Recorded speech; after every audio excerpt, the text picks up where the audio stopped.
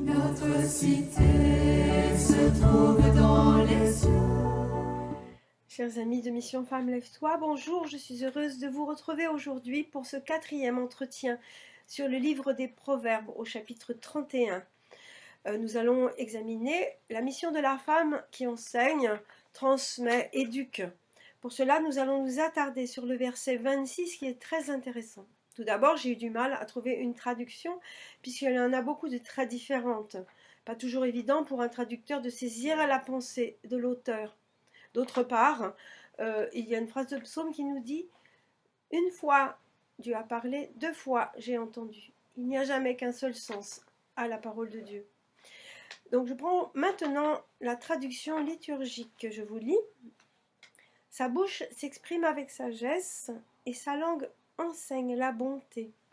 Première partie du verset, le mot intelligence, sagesse, pas de difficulté. Par contre, ça se complique à la deuxième partie. Le mot principal est le mot Torah, enseigne ou enseignement. Ce mot Torah qui est un nom propre qui désigne les 5 premiers livres de la Bible, le Pentateuque en français. Mais pas seulement, puisque c'est aussi un mot courant qui veut dire tradition, enseignement, théorie, étude. Et avec ce même mot, si on prend la racine, on en fabrique d'autres. Par exemple, on enlève la lettre qui a le son te et on a le mot parent, ou rime au pluriel. On remplace le son te par le son me et on a mora au féminin, moré au masculin, qui veut dire professeur.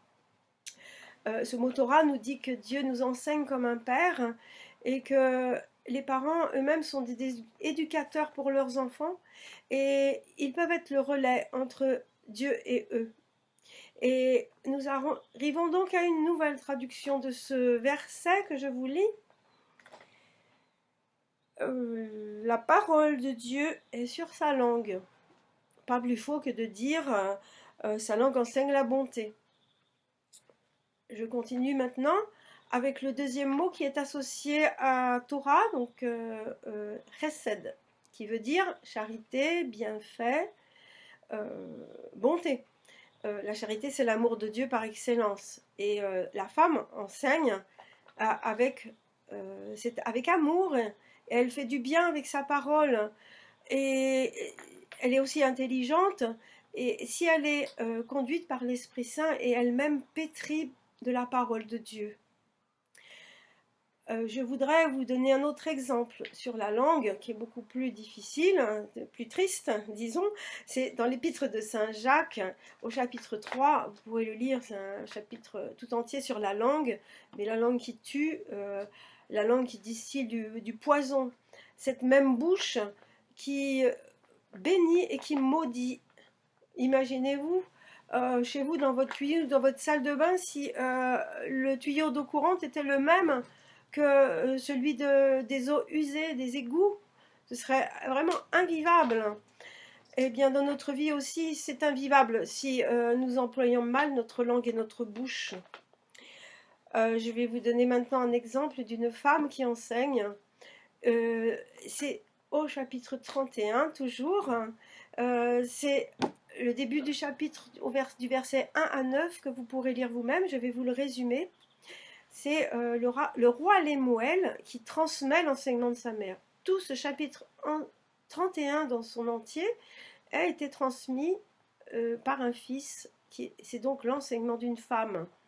Et elle commence par quelques conseils, évite les femmes de mauvaise vie, évite l'alcool, parce que pour un gouvernant ça peut avoir des conséquences terribles, et elle donne aussi des conseils positifs, accueille le pauvre, juge-le avec justice. Et tout de suite après commence ce poème alphabétique qui commence par la lettre Aleph et qui se termine par la lettre Tav, donc c'est de A à Z, on a tout dit sur la femme, on ne peut pas faire mieux.